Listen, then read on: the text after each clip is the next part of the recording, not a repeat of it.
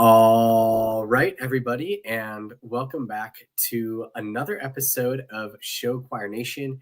This is episode 37. My name is William. Across the screen from me is Ethan. And Ethan, how are you doing? Doing good. Doing good. Snow on the ground, officially into the winter. Um, Kind of crazy, Thanksgiving hit, Central Illinois. Thanksgiving hit, and then all the snow hit all at once. So, embracing the cold. It's starting early. Knowing how this weather is, we probably won't get any snow on Christmas. That's usually what happens. But hey, I Thanksgiving snow.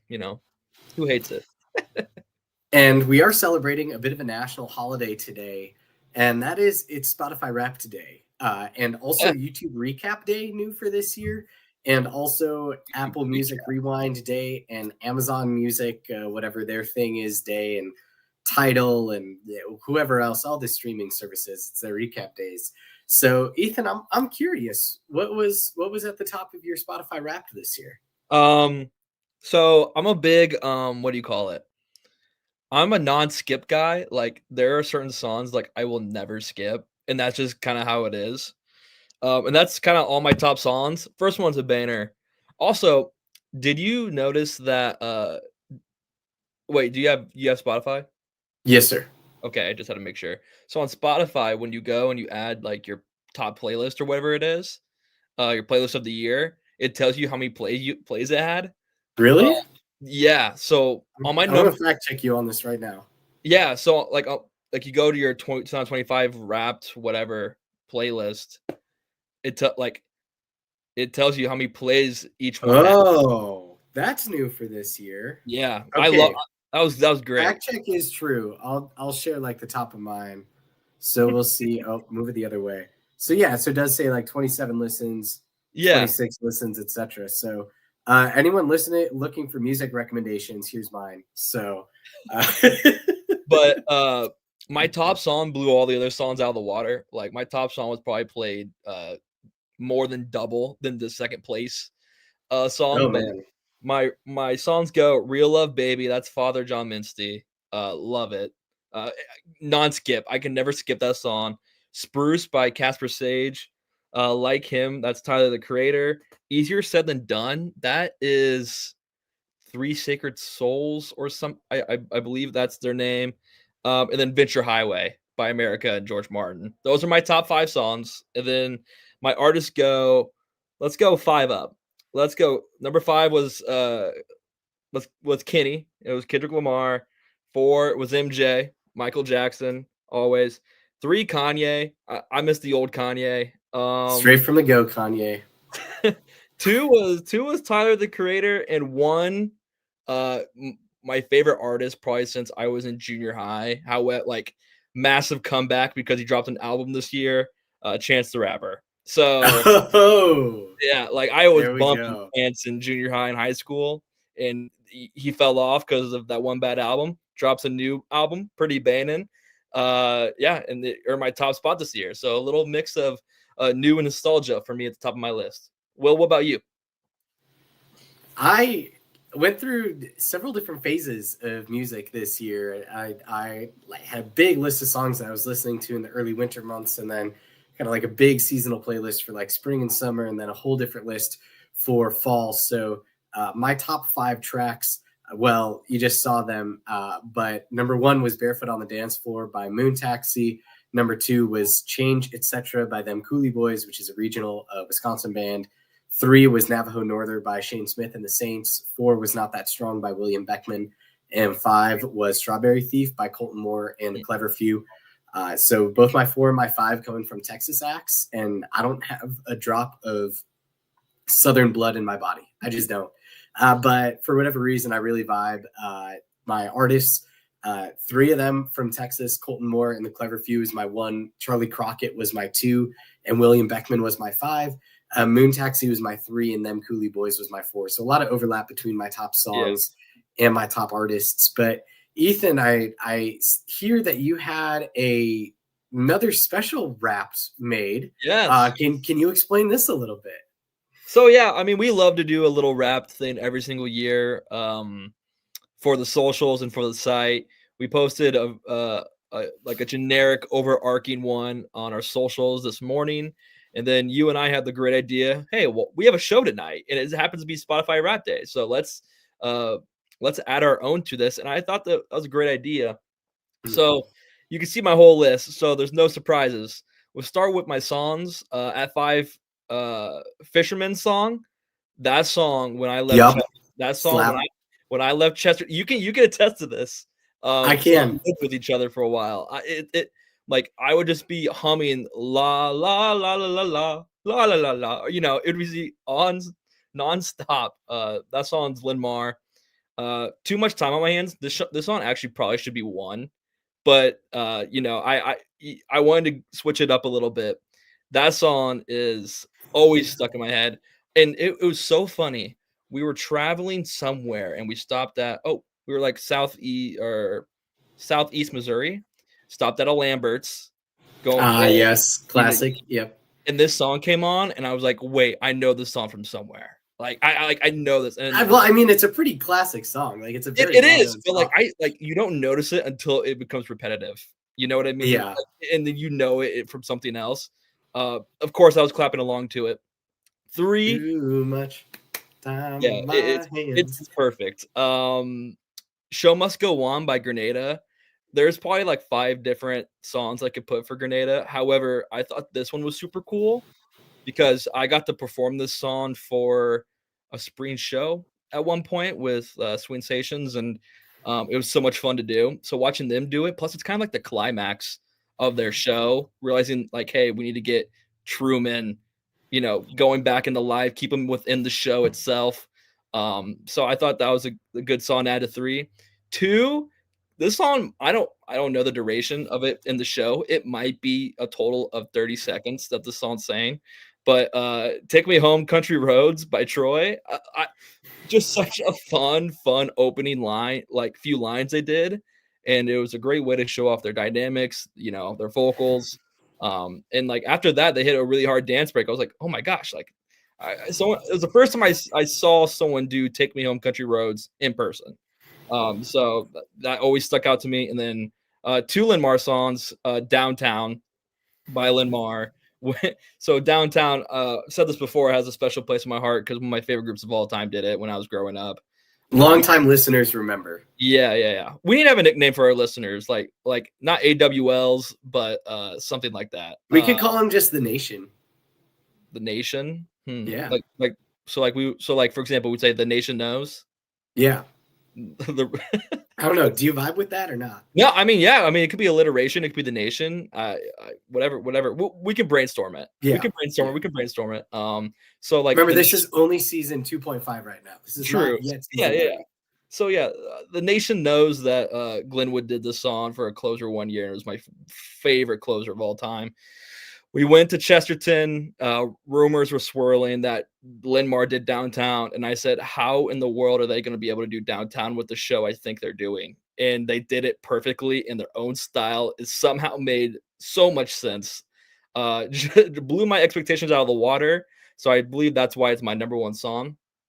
Going down the artist really quick. 5, Mount Zion Swing Station. So this is also kind of fun because you and I interpreted this a little differently. I did this by like groups I saw live / how many times I saw them / how many times I liked it. So that's fair. So I had to put Swings on here because I saw them 7 or 6 times. Just I saw every show that they did, every competition. So they had to be on my list. Same with Brandon Brio. I saw maybe 3 of their shows this year, 3 plus how many finals ever they did. Fantastic show. It was always fun to watch. Like, you know, it's like not to nitpick or anything, but just to sit back, you're like, whoa, that was fun. They rattle off so many great artists without their show. All the songs are hitting. Amazing show. Carmel Ambassadors. I'm still so sad. I only saw them one time throughout the year, and it was their first competition because that first show was unbelievable. I think there was only a handful of groups that could have beat it that night, and Linmar happened to be one of them, which they are my 2. It was just a fantastic show. I had fun throughout. I always kept saying there's no way that they can go harder, and they always did, especially in finals at Chesterton. So that's why they're on my list.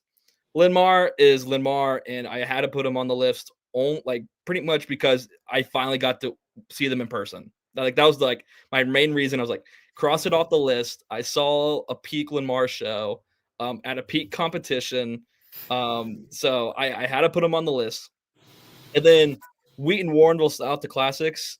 This is a great mixture of all the reasons I said earlier. I've seen them so many times throughout the year. Fantastic show. Enjoyed it every single time, and the fact that like it kept getting better and better and better and better. You hear the term plateau. A lot of groups plateau really early in the season or in the middle of the season. No, they went straight up. And I remember when you and I were doing the commentary for Mount Zion, we were like, well, if Wheaton really wants a chance to jump some spots here, they're going to have to bring it. And because they were down after prelims. Yeah, they were in like third or fourth, somewhere around there. And we were like, they're going to have to bring it.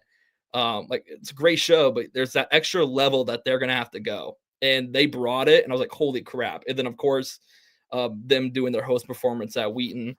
That's always just a blast with the crowd going crazy.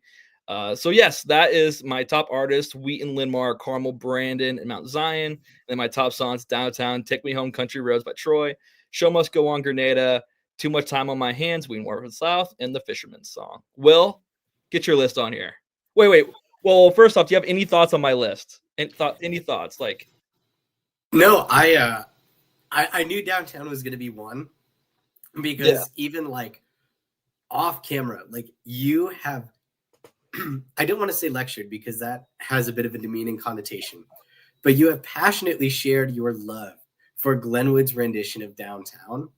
And I knew that Linmar was going to do it well. Once you knew Linmar was doing it, you knew Linmar was doing it well because there's no such thing as a distasteful Linmar rendition of anything.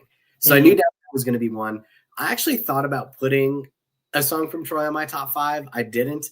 I definitely see how you can do that. It was a great moment in their show.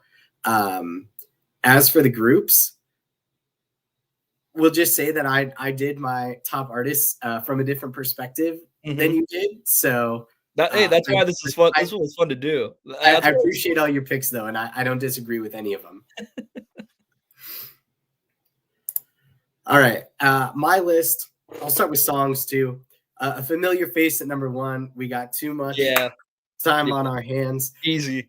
This song is just so iconic. And I think that the other allure of it to me, besides, well, the many allures of it, number 1, it was executed incredibly. Like this Dwight Jordan choreo just matched it so well.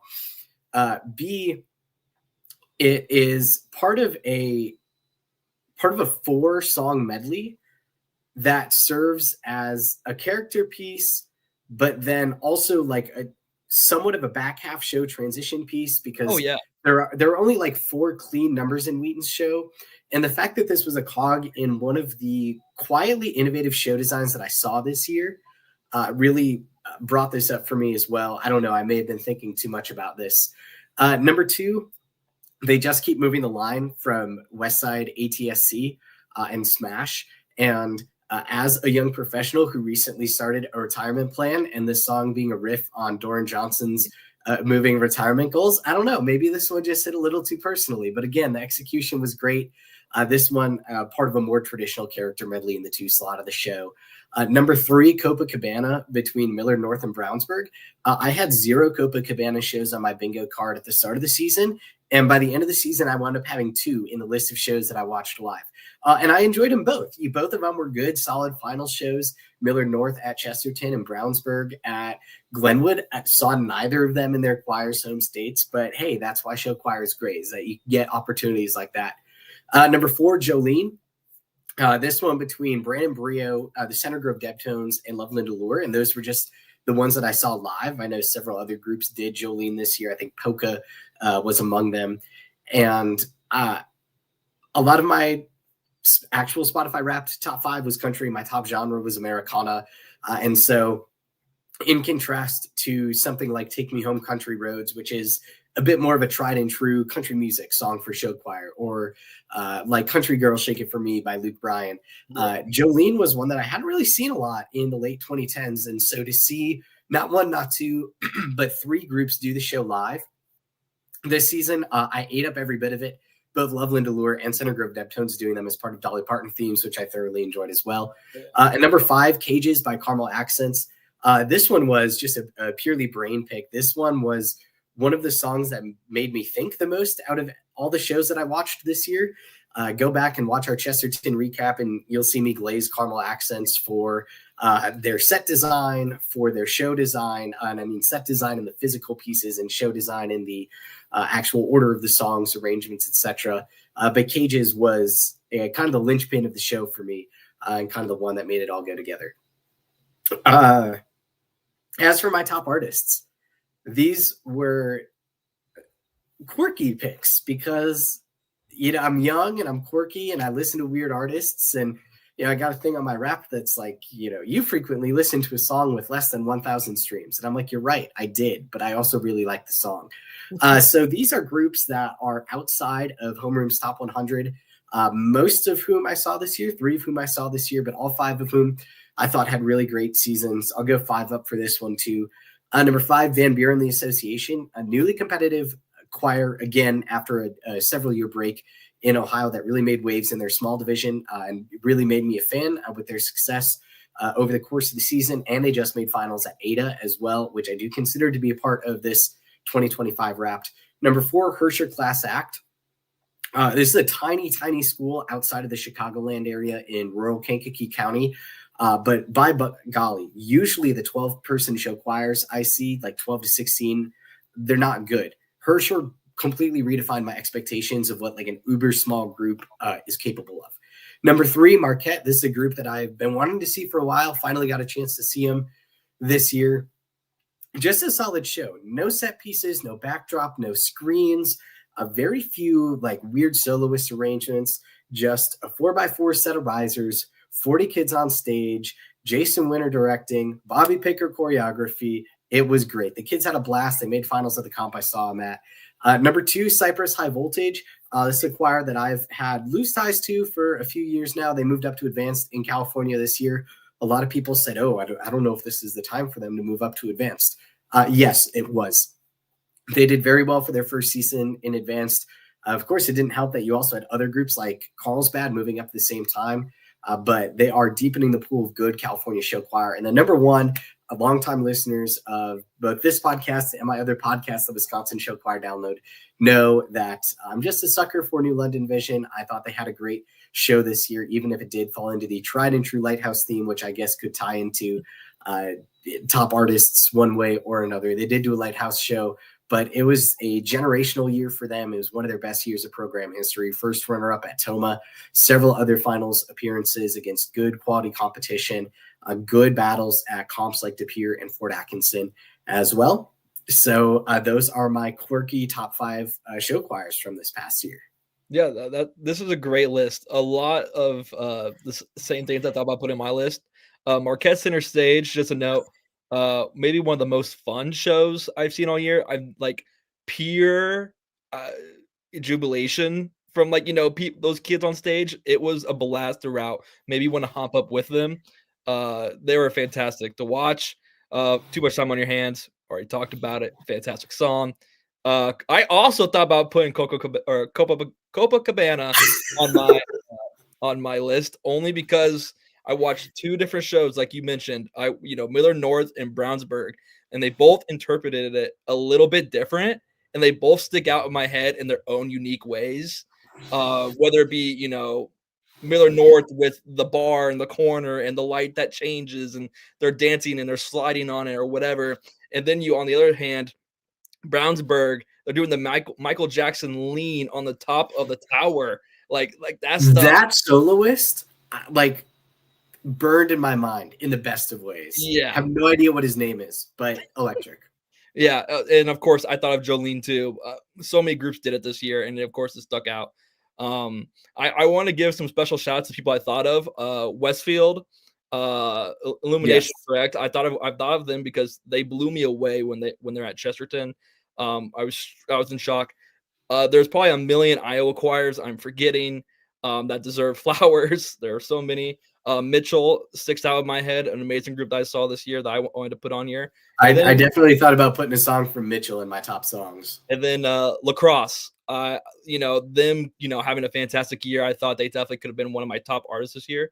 And it's so hard. And, being from the North and being in Minnesota and Wisconsin, when your season ends kind of early, because, when you're in December making lists like this, that those things are just not in your head. So I just wanted to give shout out to them. Another group was Waconia. Bloomington Kennedy had a great year this year. Those are some that are just on the top of my head.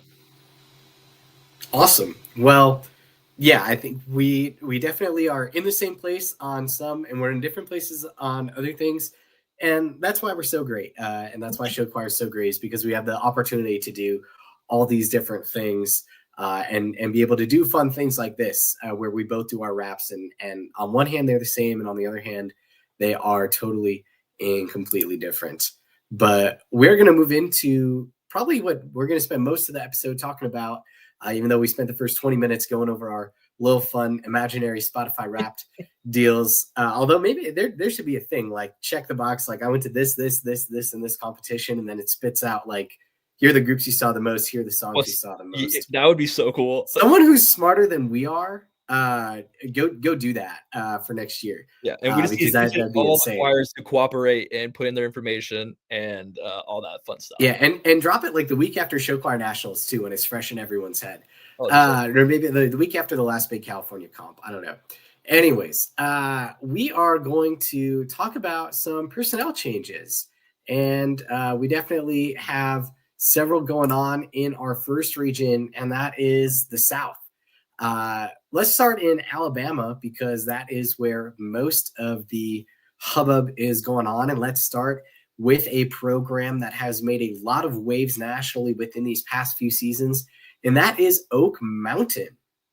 So Gavin Dover, who was Oak Mountain's quote-unquote assistant director, but pretty much had charge of muses, is no longer directing show choir. And Caroline Stewart, who was previously at the Jackson Prep lower school, so not involved with the show choirs, but at the kind of elementary levels of Jackson Prep, is in. This one's super interesting. Gavin Dover, he had been at Albertville. I believe he had been one other place that is escaping me right now. But he had been several places within the Alabama show choir world, even, I believe, was involved in the University of Alabama's show choir for a time. And so to just kind of see him step away from directing was definitely a bit of a shock to me. But you know what? These things happen. And Oak Mountain went out and they got someone who I do believe, even though she wasn't working with show choirs at the prep lower school, you don't just get a candidate like that from another state without knowing what they're doing. So, Ethan, I'm very curious to get your read on this. Yeah, just to finish your thought from earlier, Dover, since I have it pulled up, was at Vestavia Hills and Albertville. Okay.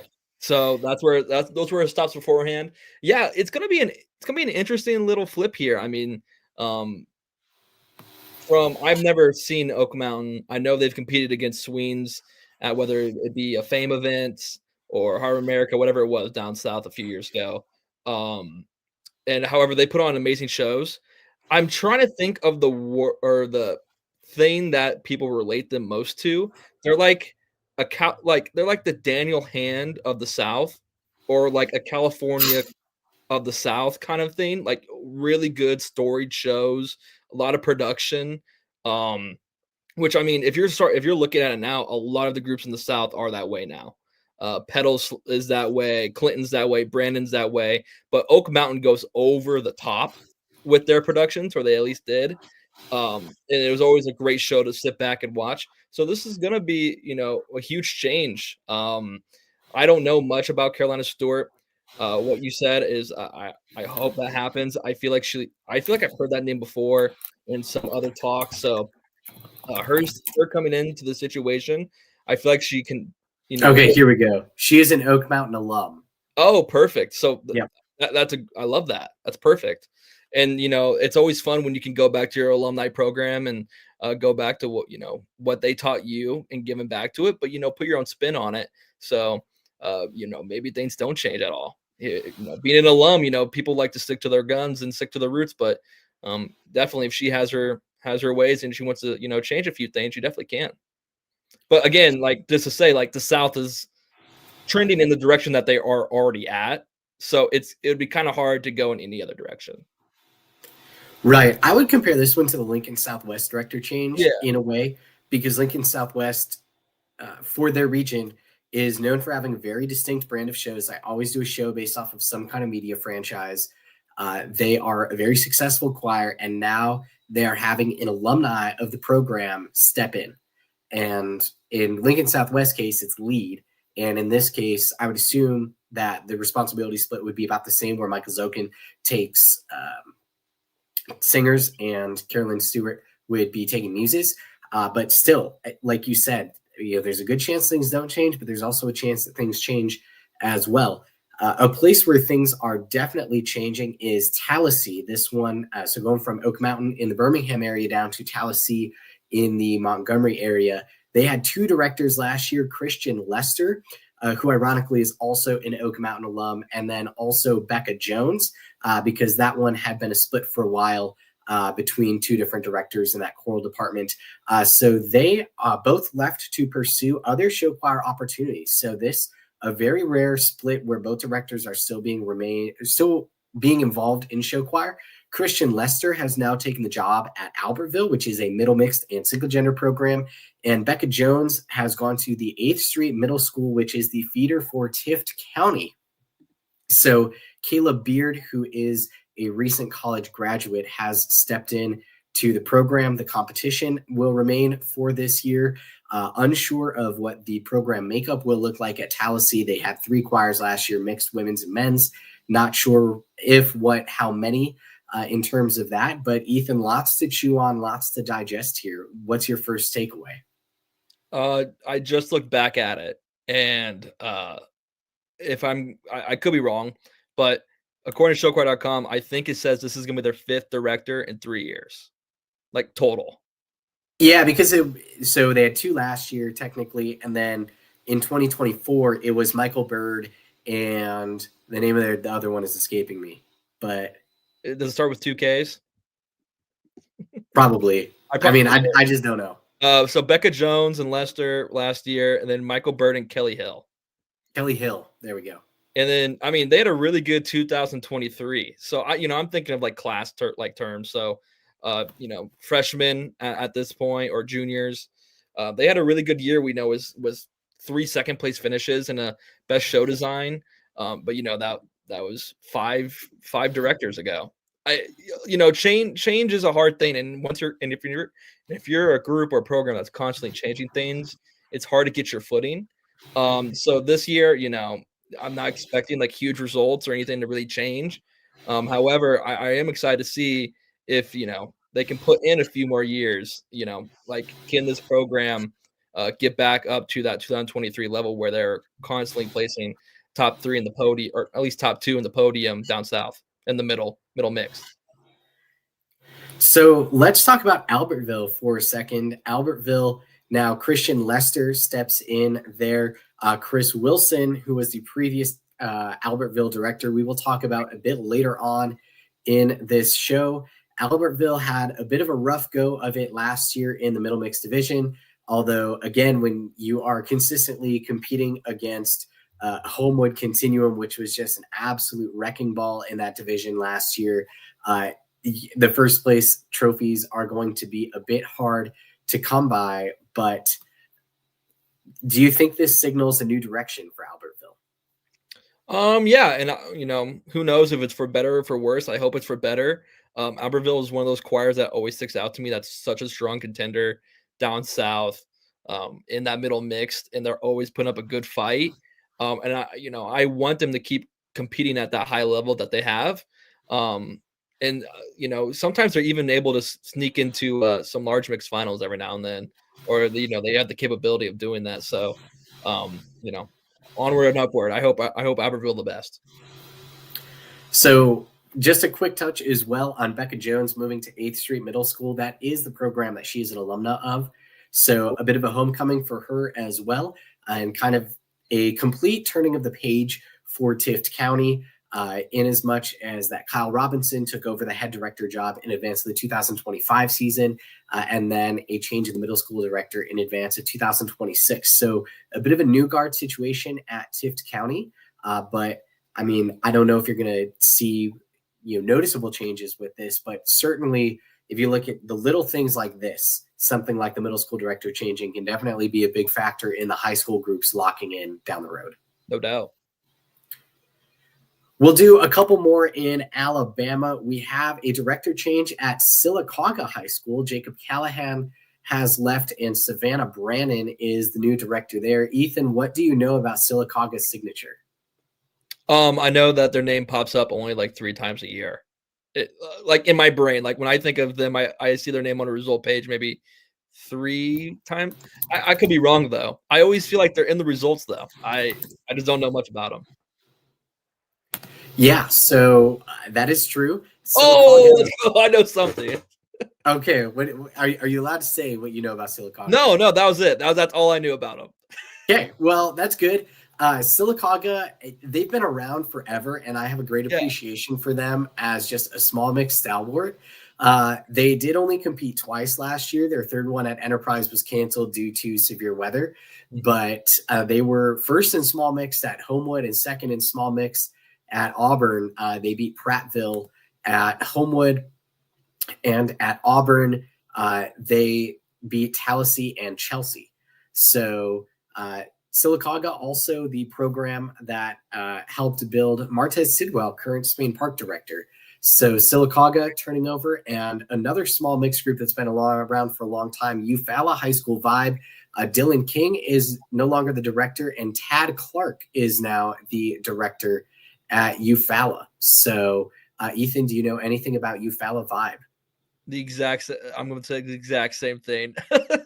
Like I know of them. I've seen their name. I just don't know much. I know they're a great choir and that they're always down there battling out for those positions in that middle mix and that small mix. And it's kind of funny is the small mix in the South and like the middle mix in the California. I feel like they're the exact same to me. Like I don't know why. I'm just in in that no man's land. It feels like. But I feel like a lot of them also have like kind of similar names, like Vibe, or stuff like that. Okay, so while I do some quick on the fly research here, it turns out that I was looking at a bad webpage. Tad Clark was previously the director at Eufaula. He is not the new director, but Eufaula was the first stop at legendary director Scott Thorne's directing career. So longtime Homewood director Scott Thorne started his career at Eufaula. The new choral director at Eufaula is Rusty McKinnell. So zero background on him. Don't know if he comes with any show choir experience or not. I do know that the kids over at Eufaula did love their old director, and I saw some social media posts saying it was a bit of a tough one to see him leave. So best wishes for everyone at Eufaula. Vibe, again, a very valuable small mixed choir in Alabama. We will touch on Mississippi briefly. The only director change that we could find for Mississippi was one that was in the cards for a long time. Amy Pruitt, the long-time director at Wayne County High School, who was honored as I forget the exact name of it, but the Outstanding Educator Caption Award at Brandon Elite this year. She won it, and she retired, and she was replaced by Natalie Kinsey and Alexis McDonald. So what do you know about Wayne County? So I was behind Amy Pruitt when she got the award at Brandon Elite. So I was actually like right behind her. And in the moment, I didn't know what was going. Like, it was also I forgot, crazy competition. I forgot this was at the 3 a.m. mark of the night or like whatever. But she's sitting on the floor. I'm in the bleachers or whatever, and they start rattling off all these accomplishments. I'm like, holy crap! Like this individual has done a lot for Wayne County. And then I look down and I see all of her friends around her, like hugging her and all that stuff. She was very emotional in that moment. I just want to give her a lot of praise, for being at Wayne County that long. And, who knows, maybe they don't go to 8 comps anymore or whatever that number was. That's what they're known for, though. Them and what's the other group? Small Indiana. Is it like Garrett or like Garrett, Columbia City? I mean, take your pick. I mean, yeah. Carroll did 8 this past year in their large mix out of Indiana. Yeah, they did. So. They did. Yeah. But yeah, they run in that group for me. Like that's where my brain goes. The small mixed choirs that just go on so many competitions. Yeah, very notorious in the South for that. And switching to a state that is Southern adjacent, although definitely kind of their own show choir scene, we'll flip over to Texas now. And a bit of a move and shake season that we haven't seen. I mean, it's not the biggest in terms of number, but in terms of just the repercussions for the number of quality groups this entails, I would venture to say that this is the most eventful Texas director change season that they've ever had. Now, granted, that scene is maybe a dozen years old, but we're going to start with Texas, by far longest tenured, most successful, run down the list of accolades program, Keller Central. Crystal Hicks, who was there were a lot of things going on at Keller Central last summer, and I want to choose my words very carefully here. So Keller Central initially, their director left, and then they hired Rashad Callahan. But then Mr. Callahan left before the school year started, and then they hired Crystal Hicks right before the school year started. And so she directed 1 year, and now she is no longer at the school. And to take her place, we have 2 very familiar names to Texas Show Choir fans, Aubrey Kistler and Leanna Noblet. And Ethan, what do Aubrey Kistler and Leanna Noblet have in common? They directed at Fort Worth Southwest. Yes, that is correct. It's kind of like a Lane Kiffin thing. You bring your coordinators with you on the plane. Is that what they're doing? We're about to get nasty comments. You brought up Lane Kiffin. You bring your assistant director on the plane with you. Your OC. Oh, yeah. But it's something we don't see a lot in show choir. We really don't. And so both of the Fort Worth Southwest directors going to Keller Central. This is going to be very, very interesting because Fort Worth Southwest already had the reputation in Texas for traveling and going places, and were knocking right on the doorstep of their first win at the end of last season. And now those 2 take on Texas' most storied program, a program that did not win a competition last season, which is certainly not the standard for that program. And they'll certainly be looking to turn it back into the literally untouchable dynasty that was fluke beaten once on a random Thursday night in February 2020, and then was not beaten again for a while. And we'll see. I'm very, very excited about this.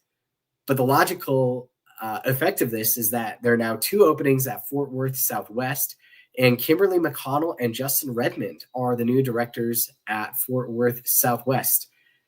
Ethan, Fort Worth Southwest, moving on from the only directors it's ever known in its era as a show choir program. How do you think the transition is going to go?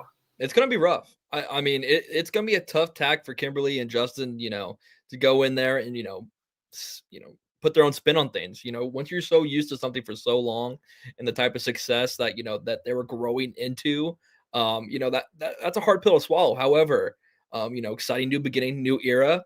The more we keep talking about it, I really do think this is like the Lane Kiffin, Ole Miss, LSU thing. You had a program, that was so good in Keller Central, LSU. Go back in kind of the back seat for a little bit. You have a rising program in Fort Worth Southwest, Ole Miss, and the coaching staff leaves. They go for the better job. They try to win championships, revive that program. So and a lot of people are rooting for Ole Miss right now. I'm rooting a lot for Fort Worth Southwest. Carry on, building for the better in the future, and I wish them the best. I wish both schools the best. Moving on to 2 other names formerly associated with Keller Central, we have a director change at South Lake Carroll. So Jen Randall, the founding director of the SLC, has moved into a school administration position, and the pick to replace her is Casey Levi, who some of you may remember was Keller Central's assistant director for a while. Then went to a high school that is very near and dear to Ethan's heart, Allen High School, which is a school and a mall and a small city in and of its own right, all at the same time. NFL stadium, yeah. And is now at South Lake Carroll, which again is also widely regarded as one of the nation's best football schools, et cetera, et cetera. The SLC, they've had limited comp schedules these first few years. They did go to Lewis Central in Iowa in 2024, which was certainly a shot in the dark. But second director, growing momentum, middle school program behind this, a new comp last year that brought in literally all of the Texas Power players. Ethan, how do you think this director change at South Lake Carroll is going to go? Is Miss Randall is she administrative position at the school still? I do not believe so. I believe it's a different school. Let me double check on that. Because that was going to change my thought. Because if she was there, still being there, being an advisor, still helping in some role or whatever. It's huge. Were you going to say something? She's now the assistant director at Boswell High School. I don't know if I know that name from National High School Football Rankings. I only know it for college basketball. So, Kate, we're not going to talk about that on the show. That big shoes to fill. Big shoes to fill. Someone who really brought show choir back to Texas, and put it full storm. Kind of crazy. This is the second Jen Randall mentioned today. If I had 2 pennies or whatever, or if every time someone said her name, I would get 2 pennies. Pennies are going out of mint. You got to upgrade to nickels or dimes, whatever. Nickels and dimes. But hopefully, she drops new podcast episodes, even being in her new position. I know the reason why we mentioned that is because someone today had her for her podcast Spotify top listened. I was like, oh, and then you said something like, dude, that's a deep cut. There have been episodes. Yeah, there's been no new episodes since 2022. That's a deep cut if you listen to those. And I'm gonna be honest, every now and then I'm like, I wonder what this person thought in this part of time, or what they think about this or whatever. And hopefully, those come back. However, going back on topic, huge shoes to fill. However, I feel like South Lake Carroll is always one of those programs that strong, has good bones, good structure. So I feel like Casey Levi can step in here and do a good job. Absolutely. And moving a bit towards where we are right now, we've got a little bit of movement in Illinois as well. We've got a director change at one of Illinois' most storied programs, Mount Zion. Eric Taylor has left the program, and Christina Cawthon is the new director. I'm just going to toss this one to you straight away. No, yeah. So Miss Cawthon, Christina Cawthon, Sullivan alum, which is kind of crazy. I mean, you and I, we talked about this. I feel like so many Sullivan alums now still in the industry from that small school. Fantastic. She went down and she did a prep school in Nashville. Very outstanding choirs, no show choir experience though, teaching wise. Also taught at T-Topless for a little bit, I believe, in the middle schools. I could be wrong on that, but I know she was at T-Topless. I'm excited to have her on. I feel like this is going to be a really good, take a step back moment for Sweens. Learn the fundamentals again, learn the passion of show choir, go full force into it. And, from what I'm hearing, she's doing a great job, like I said, the fundamentals, teaching music theory, stuff like I never did, or really cared about. I could probably not read sheet music today, besides the words and they go up and down and stuff. However, if Miss Cawthon can teach them music theory, how good can you need to go to church and look at a hymnal, man. I mean, how good their vocals can be for the future, because that's always kind of been a setback for Sweens throughout the years, where it's like, yes, they have all the energy. Yes, they dance really well with Dwight. However, their vocals lack, and they just do sometimes. So I feel like this direction is going to be fun to look back on. I mean, I think Sweens is still building, so I have no idea how this year is going to turn out. I do know Tabit's for the show, but definitely can't share. And I'm super excited for this new direction, and I'm excited for Miss Cawthon.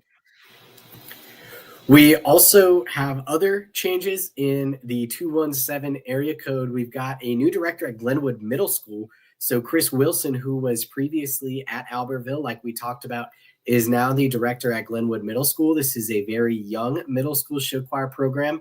This was a group that was a bit smaller in numbers this past year. And Chris Wilson, he's been at Sullivan. He's been at several stops down south. What are your thoughts on this move? I think it's good that Chris is back into the Midwest, and I don't know where he's initially from. However, I've watched him at Sullivan for years, and they always put on really good shows, or at least fun, entertaining shows for that matter. Seeing him with the middle school, especially the Glenwoods, because they're fairly new into the scene. It'll be interesting to see how far he can push this choir's limits. I mean, in a region that has been dominated by middle school terms, has been dominated by Mount Zion and El Paso, and I'm probably missing one on the top of my head. Danville used to be a big force. I feel like those are kind of the big three. Troy, they're basically an Illinois middle school choir. Those are some hard hitters. I haven't touched on some of the ones from up north. I mean, Edison. I'm blanking so hard right now, but there's so many of them, and they're all really good, and they all have their. Never forget St. Michael. Rest in peace, St. Michael's. St. Michael's. They might still compete. I don't even know. Like Edison last year, I think they were choreographed by the Jordans. I think they were a Jordan group. So it's like, oh crap. Them and Grand Island Northwest, the two most random Dwight Jordan groups you will find, and that is not a Grand Island Northwest straight. It really is not. I'm sorry if it came off that way. Hey, I mean, go to SEA, make a connection, add them on LinkedIn, do what you got to do. Dwight Jordan on LinkedIn. But yeah, I'm excited that Chris is back in the Midwest at Glenwood. I feel like this is a program that really needs a strong body in the middle school program to try to get their high school or middle school ready for the high school. Get them back to prominence. And I feel like Chris Wilson will be a good addition to the program. Let's move to an Illinois adjacent state, and that is Missouri. We're going to start off with a director change at Rockbridge High School. Taylor Carroll, who spent, I believe, just 1 year at Rockbridge, is now no longer at the school, and Blake Bard is now the new director at Rockbridge. And this is a very interesting case for me because this is now Rockbridge's, I believe, fourth director in 5 years. So Mike Pearson, who was at Rockbridge forever.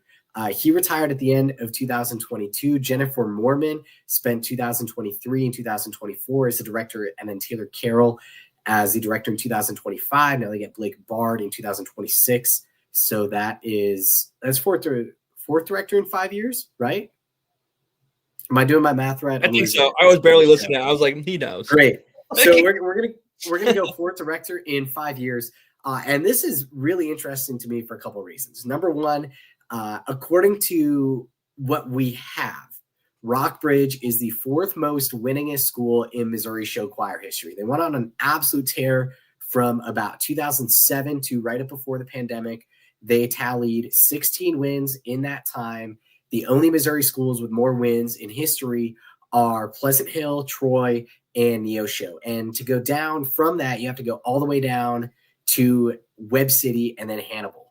So this is a school that has a long reputation for success. For a long time, they were the standard in the Columbia area. And now we see in 2026, the revitalization of the women's group Satin and Lace. This is a group that has not competed since the virtual events of 2021. So that is 5 competitive seasons ago. But we now see this women's group coming back. We see some expansion in the program. We see a new director. Ethan, what do you think all these ingredients are cooking for? I feel like success. I feel like they're cooking for success. It's been forever since I've seen a Rockbridge show. I feel like I saw them at Troy. I don't know when. They don't travel much anymore. Yeah, I know. I remember, they had a really good. Did they do a New Year's Eve show? I could not tell you any Rockbridge shows up. It was probably back of my head. or someone like that. Or whatever. Broken Arrow. No, not Broken Arrow. What? Regardless, I've seen one of their shows before. I know I have. Salt and Lace was actually a really good competitor. I know in the single gender division. Whenever La Femmes or You've Got Me All ran into them, they always seem to cause a stir. Great program. You saying that stat, I feel like after you said that, I feel like they have had more director changes since 2020 than competitions held. I feel like man, let me do a quick fact check on that because I can do that real quick. Because it always gets canceled. If I could bet, the easiest bet to get competition to get canceled, it would be Rockbridge. I would do Muscatine, but yeah, Rockbridge would certainly be a very close second. And again, if it seems like we're trying to catch strays, it's really not. No, it's not. It's just I remember like what was it? 2020. There were the Illinois preview show. Troy Buchanan was going to go to Rockbridge. Same with Steven Seens. Shout out Steven Seens. They were both going to that competition, and then they both ended up joining the Central Illinois preview show. But guess what? We had the Mount Zion Invitational the week later, where all those groups in the preview show were going to be in, except the only group that probably wasn't there was like maybe Omaha South, maybe Twinsburg. It was like we're basically holding the competition right now. Like what are we doing? But yeah, like I just know that it always gets snowed out. They just get a ton of snow during that time of the year. So the Rockbridge Show Choir Festival, 2017 canceled. 2018 won by Troy Buchanan Express. 2019 canceled. 2020 canceled. 2021 virtual, won by Hannibal River City Review. Nice. 2022 won by Troy Buchanan Express. 2023 won by Troy Buchanan Express. 2024 won by Jenks Trojaneers. 2025 won by Smith Cotton News Corps Singers. They are perfect. They're on a run. They're on a run. I have to give them so much props. They are on a run. Well, they changed the date from early January to mid-February. Smart. So smart. Changes everything. I mean, what can we say? Yeah. I mean, Mount Zion did the exact same thing. I mean, you just, whether groups aren't ready or it's snowstorms or whatever, it's so hard to hold a competition that early in the season, even though I loved attending them. See, so early in the year, seeing groups that are so raw in their craft. But I feel like this is great for Rockbridge. I truly do think this is great for Rockbridge. Hopefully, they have someone that can come in and be a staple and bring them, into the future. We also have a director change at Neosho. This is at the assistant director position. Grant Benham, who had been in that role for a while, moved out of state. And Levi Hudnut is now the new assistant director. And this was something that I just learned right before the show. So let me do a little bit of on-the-fly research because I believe that he does have previous show choir experience. And he was the director at Gentry Middle School, which I believe low-key is the feeder to Rockbridge last year. So the inescapable Rockbridge. But anyways, while I try to find more out, what do you think about Neosho getting a new assistant director? We'll see. I mean, it only changes so much, right? Assistant director, they do a lot while the main director, they're off doing costumes, they're off doing this, they're off doing that. So bringing someone else into the program, it's going to spark change regardless. It doesn't matter who it is. It could be a band director, it could be a combo, it could be combo members switching out every year. Performers, of course, change, change is a hard thing, to come by, and it is constantly happening. And you just got to weather the storm. And I mean, they're also bringing in, they brought in Sam, right? Neosho? Sam Mulligan. Yes. That's new too. So a lot of Megan Roney, backup dancer, Sam Mulligan. Yeah. And I'm going to be on, like when we were at Mount Zion, I mean, you and I both said like the one thing that was missing here was some choreography in comparison to the other groups. Like vocals were, when they came out on stage, I was like, whoa, I was not expecting this from Neosho. Again, I don't see Neosho that often, but when they came out, I was like, holy crap, this is a fun show, and their vocals are really good. just some choreography changes, might do them some good, and assistant director as well. Absolutely. Our final segment before we wrap up the show for tonight, we do have a couple of director changes in Ohio. We have one at Twinsburg, a program that is very near and dear to Ethan's heart, although I feel like I could say that for about 75% of show choir programs, because for those of you longtime listeners, you know that Ethan has seen literally everybody. Close Ethan, even like you could pull a random defunct program like Everett Potvox, and Ethan has seen him and has vivid memories of him. But Twinsburg, Peter Hampton, who was the post-COVID director there after Randy Lanou stepped down, he has left the school, and Rebecca Sabry is the new director, previously of Mayfield Limited Edition. So Twinsburg, a very potent small mix choir in Ohio this year. They pick up a director from a similar Ohio school. Ethan, what do you think about this? So this is going to be interesting. I mean, Mayfield was a choir that I thought was taking a step in the right direction, just overall the course of 4 years or so. They were battling in some really tough competitions, and of course Ohio is a scene that is dangerously good. Results changing every week. I feel like I said that every show, but it is true. Twinsburg was one of those choirs with Randy Lanou where you were like, must see, or what is it? 3 words, 4 words? Must see TV. Yes.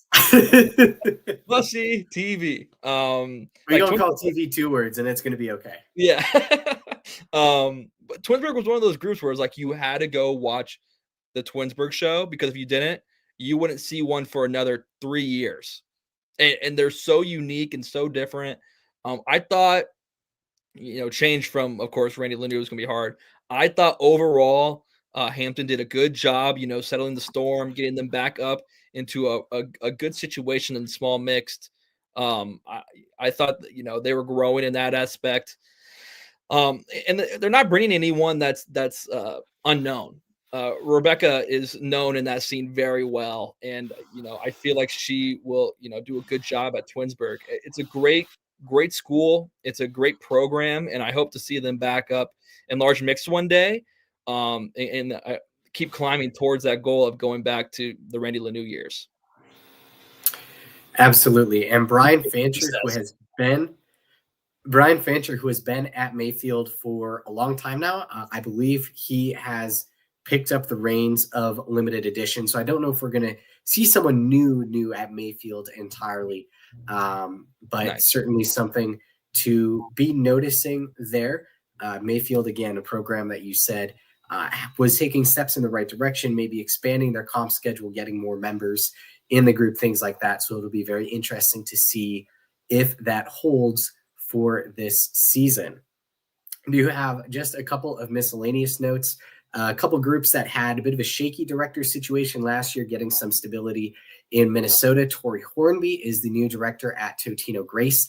She comes from Cottage Grove Middle School, also in the Twin Cities Metro, but TG had a director leave in the fall last year, and just kind of went along with assistant directors and a little help from Nick McGraw, which that never hurts. But Tori Hornby, the new head director at Totino Grace. And then Hamilton High School in Wisconsin, Hamilton Synergy, their director left in the middle of last season. And Hannah Ramsey, who is a recent UW Eau Claire grad, is the new director for Hamilton Synergy. So a couple of miscellaneous notes to round that out there. And Ethan, it's been great, but why don't you say we do this again sometime in the near future? You want to do one more episode in season 2.5? We should do a Christmas episode. Like, it doesn't have to be on Christmas, but yeah, we film like a holiday special, like or something. You know what I'm saying? Like a fun holiday special. Definitely want to do some other, categories or series on this YouTube channel. You and I, as long as some of our other staff, we talk about this stuff. We may have a very long delayed video dropping on the channel very soon. Yeah. That's all I'm gonna say. It's gonna be a good one. I mean, in different in series like fun, interactive, informational, like we have a bunch of stuff in the works that we keep wanting to put on this YouTube channel and make it grow. Because I mean, if we're able, I feel like you all deserve it. And shout out to the nation for sticking with us for 37 episodes plus. I saw that number. It was like 37. That's crazy. But yeah, we're gonna be in 3 digits in no time. Just you wait. Yeah, but let's have one in December. Let's have one in this. Well, we are in December. Let's have one. Maybe maybe it's not live. Maybe we archive it or whatever, and we post it out on whatever. Yeah. Can't forget our Spotify listeners as well. Yeah, we're talking about all this stuff on the YouTube channel. We love our Spotify listeners too. Oh yeah, and Apple Music and wherever you get your podcast, right? So, I appreciate the nation, and I appreciate you all for sticking with us tonight. Absolutely. We will see everyone very soon. But until then, we have the Monona Grove Preview Festival coming up this weekend. We got the DuPage Valley Conference Clinic coming up pretty soon as well. So if you're participating in one of those events, have a great time. If you've got a winter concert coming up, which everybody does, break a leg. And we will see you back very, very soon.